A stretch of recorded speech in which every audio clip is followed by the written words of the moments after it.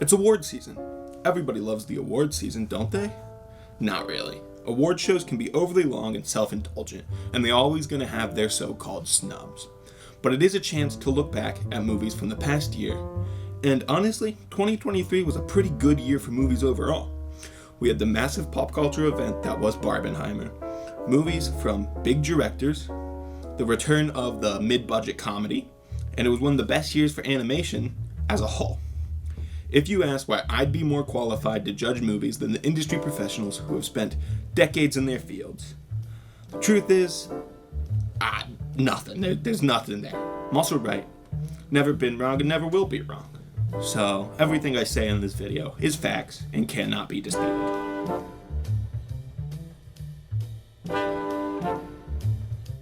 Our first award tonight is Supporting Actress.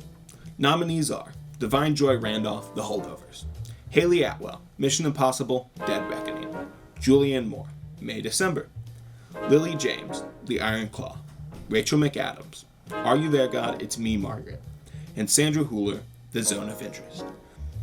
We have lots of varied performers here, but my personal favorite, and the winner, is Julianne Moore.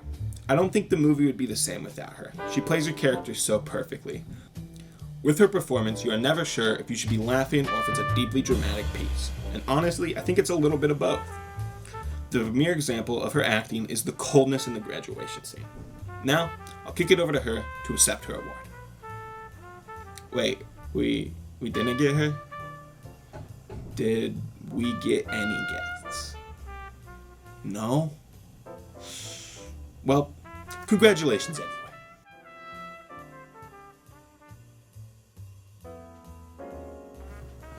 Next, we're going to move on to our other supporting category.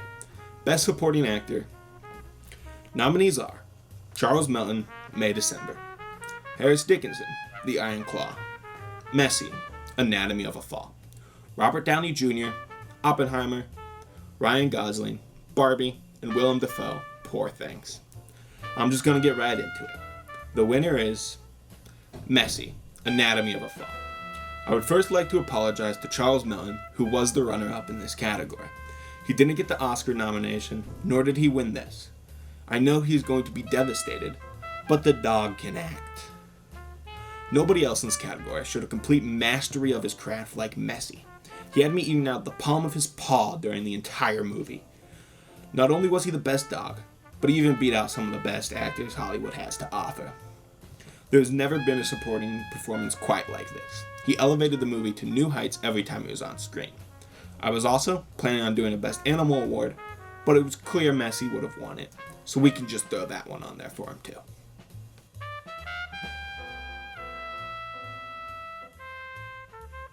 Our next award does not feature at many, if any, award shows. Best Poster. A movie poster is vital.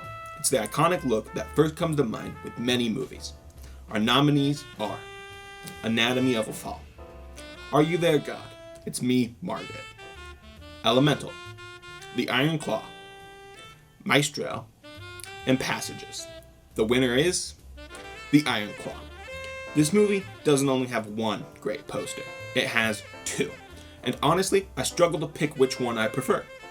In the first one, you have the three brothers at the bottom, with most of the poster being taken up by the title. It's a perfect representation of so much of the family's struggles and desires. Then, in the other one, it simply puts the family bond on display, with them hugging at the bottom. The family display and their relationship and love for each other is the heart of the story.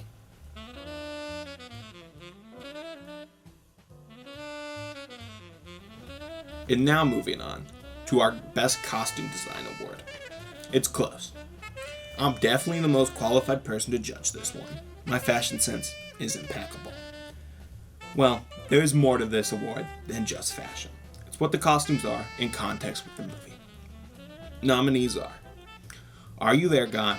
It's Me, Margaret; Barbie; The Color Purple; Killers of the Flower Moon; Poor Things; and Wonka. Our winner is Barbie. It only makes sense for Barbie to win this award. The toy has so much to do with clothes. Jacqueline Dolan nailed every costume and dress. They all say something about the character wearing it and how they view themselves and want others to view them. There are countless unforgettable costumes in this movie. It was the Halloween outfit of choice this year for a reason.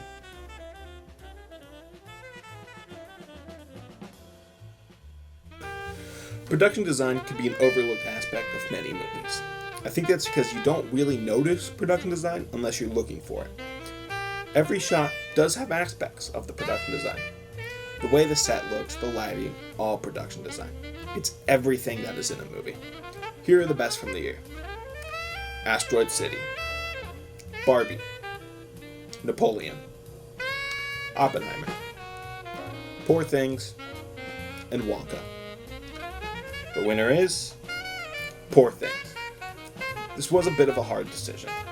The dedication to practically creating the Barbie Land set is impressive. Pretty much defeating the company's entire pink paint supply is amazing. But overall, Poor Things is a winner. There are so many different wild sets in Poor Things, and all of them feel real and lived in. Bringing these sets to life is an impressive feat. The team working on these kept a balance between the feeling of realness and fantasy. Truly impressive. Poor Things is one of the most visually aesthetic movies ever.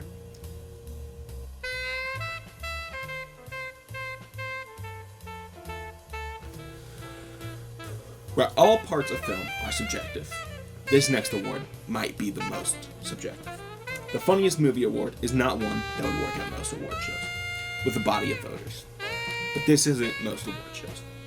Here are your nominees for Funniest Movie: American Fiction, Barbie, No Hard Feelings, Polite Society, Robot Dreams, and Teenage Mutant Ninja Turtles: Mutant Mayhem.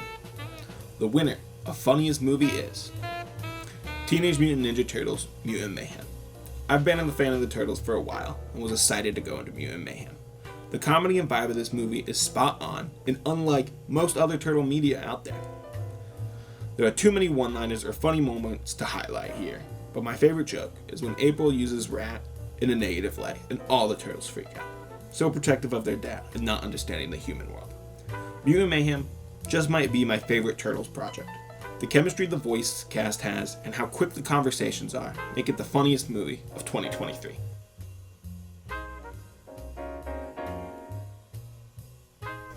Our next category is for movies that are primarily in a language that isn't English, or, in the case of one, has no language at all.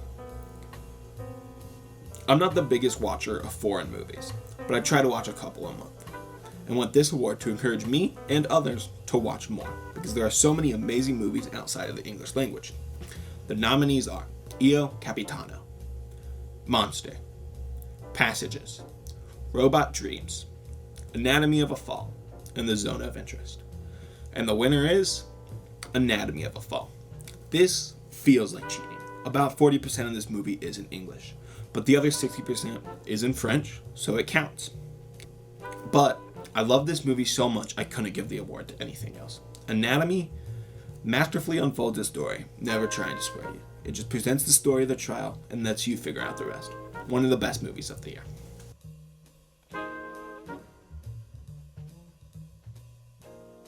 I don't know how to introduce our next category. It's Best Sound Design. You hear, you know what sound is. Not much more needs to be said. The nominees for Best Sound Design are Ferrari, Oppenheimer, Maestro, Mission Impossible: Dead Reckoning, Suzumi, and The Zone of Interest. Honestly, this might be the easiest award of the whole show. There is no other movie that uses sound like The Zone of Interest.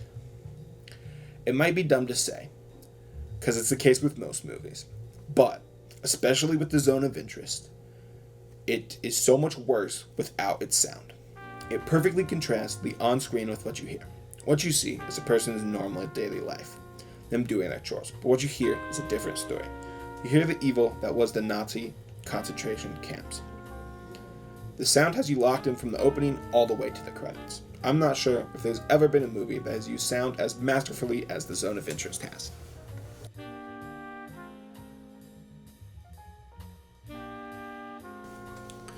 Webster's Dictionary defines a needle drop as when established popular music is used in movies. and by Webster's Dictionary, I mean me. Needle drop nominees are Unwritten from Anyone But You, Pimp from Anatomy of a Fall, Maneater from No Hard Feelings, September from Robot Dreams, and Dog Days Are Over from Guardians of the Galaxy Volume 3. The winner is Maneater from No Hard Feelings. First off, I just love this song. On top of that, Maneater cements itself solidly in the movie. The scene of Percy coming out of his shell and singing Maneater is arguably the best of the movie, and is the center of the emotional beats that help elevate the movie alongside the comedy.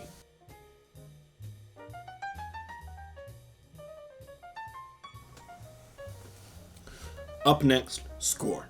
The nominees are Spider-Man Across the Spider-Verse, All of Us Strangers, Rye Lane, Past Lives, Oppenheimer, and Eileen. Some may see this as an upset in multiple ways. Still, the winner is Past Lives.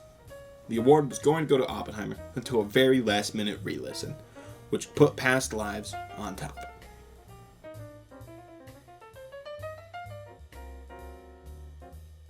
The Ensemble Cast Award goes to a cast of people who all work together to elevate a movie. The nominees for this year are Air, Barbie, The Holdovers, How to Have Sex, The Iron Claw, and May December. The winner is The Holdovers. There wasn't a cast that gelled together quite like The Holdovers did. Divine Joy Randolph, Paul Giamatti, and Dominic Sessa all bring amazing performances. They each stand out in their own ways. It would be criminal to walk away from these award shows without acknowledging these three and what they did together.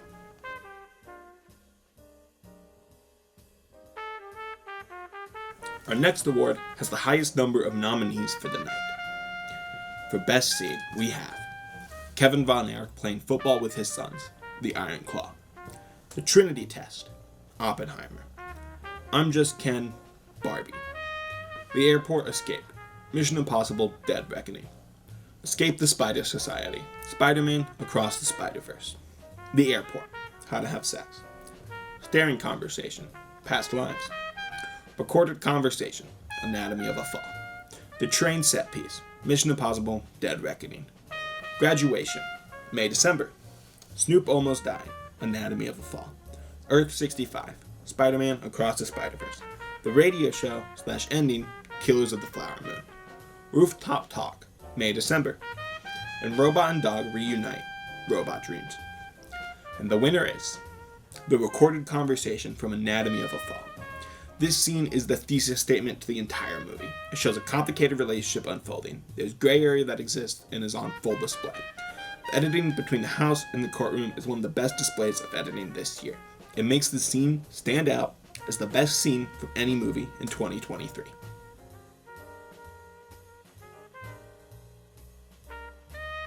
The screenplay nominees are Anatomy of a Fall, How to Have Sex, The Iron Claw, Past Lives, May December, and Poor Things. Boy, this is a hard one, but the winner is Past Lives. Congrats to Celine Song on her win tonight. I don't even know where to start with this one. I'm a sucker for right person, wrong time type movies, and Past Lives is one of the best stories in that genre I've seen. It shows a complicated situation. No movie sums up bittersweet quite like Past Lives does.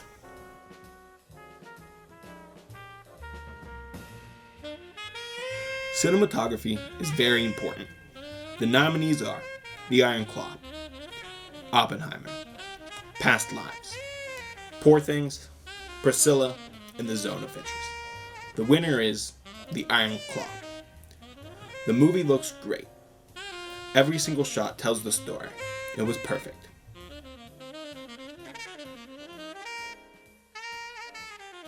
Before we get into our final 4 awards for the night, I'm going to go through some quick fire ones. No nominations, just the award and their one winner.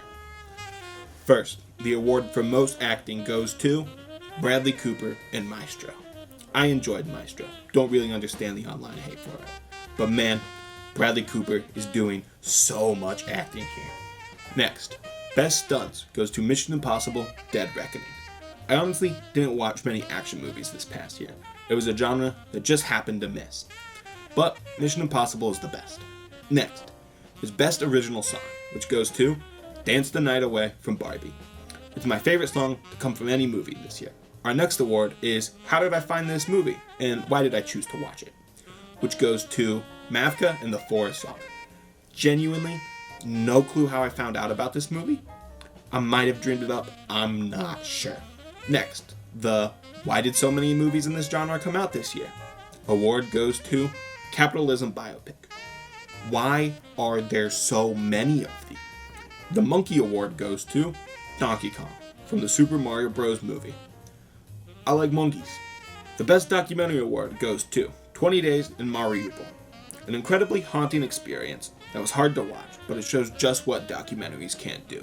Some of the images of this are burnt into my head. And finally, the Jump Scare Musical Award goes to Leos. It shouldn't have been a musical, nor should it exist, honestly.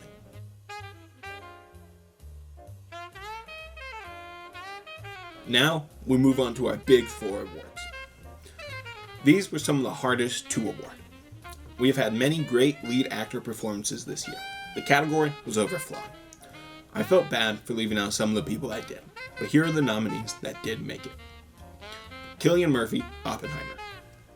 Colin Domingo, Rustin. Franz Wrogowski, Passages. Jeffrey Wright, American Fiction. Paul Giamatti, The Holdovers. And Zac Efron, The Iron Claw. The winner is Zac Efron for The Iron Claw. What can I say about this performance that isn't obvious if you've seen the movie? He plays the weight of everything perfectly, but you also never lose hope. He's expertly able to convey the often conflicted feelings of Kevin Von Erich. Emotional in every sense of the word. Deep sorrow and utter joy. Zac Efron plays it perfectly.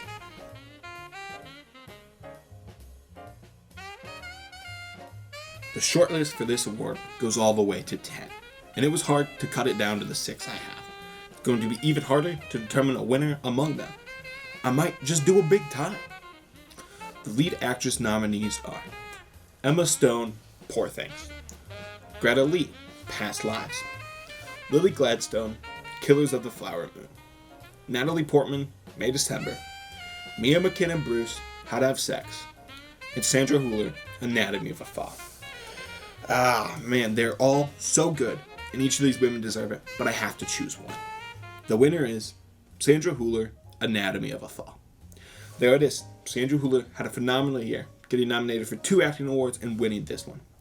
After watching Anatomy of a Fall, I believe she didn't kill her husband. Then, shortly after, I switched to believing she did. And now, I'm back to the point where I don't think she did. And I think so much of this debate comes down to how expertly Sandra Hüller plays this character. She constantly leaves you questioning. Every little movement is so precise.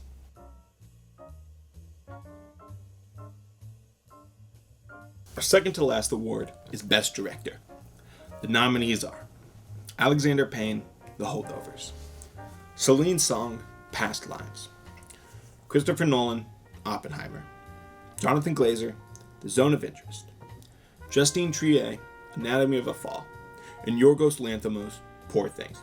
The winner is Jonathan Glazer for The Zone of Interest. This man spent 10 years making this movie. It shows.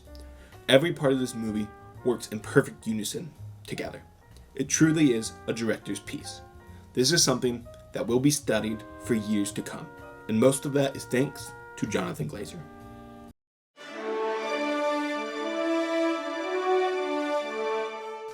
And now, finally, it's time for the big one.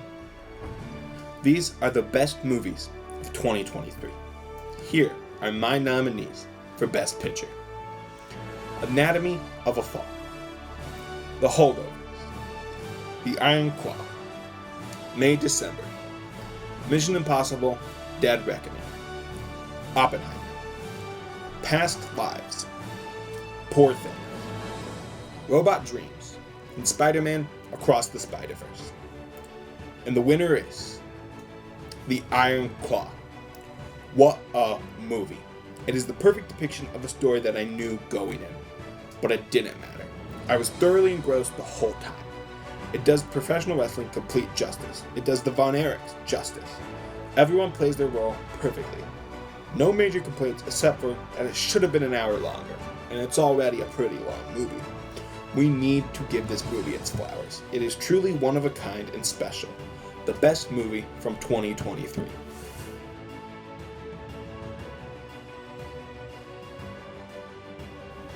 There it is. A year of movies wrapped up. So many good movies, and so many more I didn't even get to mention. I would encourage everyone to think about the movies they watched this past year. I so often see people say Hollywood is out of touch and doesn't release anything original or good anymore. I don't like that thinking. Clearly, there are many good original movies out there. All you have to do is put in a little bit of effort to learn where they are. Here is to the next year of amazing movies. Thanks for watching. Bye-bye.